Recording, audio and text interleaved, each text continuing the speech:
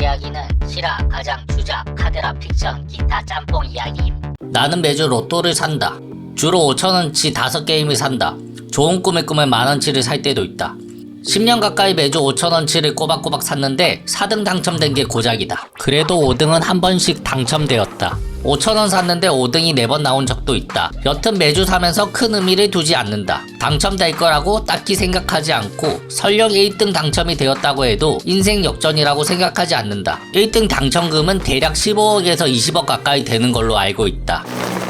사실 진짜 운 좋은 사람은 로또 당첨된 사람이 아니다. 태어날 때부터 금수저를 물고 태어난 사람이다. 아니면 20억 정도는 몇 년 일하면 쉽게 벌 수 있는 사람들이거나 하여튼 로또 당첨자들이 그렇게 운 좋은 사람이라는 생각이 들진 않는다. 실제로 타고난 운들은 사실 눈에 잘 보이지 않는다. 건강한 몸을 타고난 것도 로또 맞는 것과 비슷하다. 젊을 때부터 술, 담배 엄청 하고 살아도 나이 들어서 건강한 할배들도 많다. 남들이 다들 겪는 스트레스를 받지 않으면서 평생 마음 편하게 살아가는 사람들도 많다. 내가 보기엔 이들이 다 로또 당첨자이다. 도중에 쓸데없는 이야기를 했지만 내가 진짜로 하고 싶은 말은 인생은 결국 확률 게임이라는 것이다. 좋은 일이 생길 것 같은 확률은 높이는 게 좋고 나쁜 일이 생길 것 같은 확률은 줄이는 게 좋다. 가끔 지하철이나 술집에서 미친 또라이들을 만날 때가 있다. 그리고 괜한 시비를 걸어온다. 물론 싸워서 내가 이길 자신은 있다. 혹은 경찰이나 사법기관의 도움을 받을 수도 있다. 하지만 내가 또라이들이 이긴다고 해서 남는 것이 없다는 거다. 자존심을 지킨다? 물론 주위 사람들로부터 멋진 사람이라는 칭송은 받을 수 있겠다. 여자친구가 있다면 멋진 모습을 보여줄 수도 있을 것이다. 하지만 또라이들을 자극시켜서 좋을 것은 하나도 없다. 또라이가 처음에 그냥 시비를 걸었을 때 그냥 내가 사과를 하거나 신경 쓰지 않고 그냥 지나갔으면 그 또라이에겐 5% 정도의 자극뿐이었을 것이다. 하지만 내가 이 또라이 새끼야, 미친 짓 하지 말고 곱게 술이나 처마셔 라고 한다면은 35% 정도의 자극을 주게 된다. 이 35% 정도의 자극으로 인하여 나의 미래엔 좋지 않은 일이 생겨날 가능성이 존재한다는 것이다. 현장에서 싸움이 일어나고 나는 그대로 방어만 하다가 경찰들이 또라이들을 끌고 가고 결국 그 또라이는 감방에 갔다고 치자. 그 이후로 죄를 뉘우치고 착하게 살 확률은 제로에 가까울 것이다. 출소하고 나서 그냥 잊고 생각 없이 살 확률도 있겠지만 나를 찾아와서 보복할 확률도 존재한다는 것이다. 아니면 내 가족이나 지인에게 해코지를 할 수도 있다. 그런 식으로 사회생활하면서 알게 모르게 또라이들과 안 좋은 관계를 맺어 놓는다면 내 미래는 결코 순탄하지만은 않을 것이다.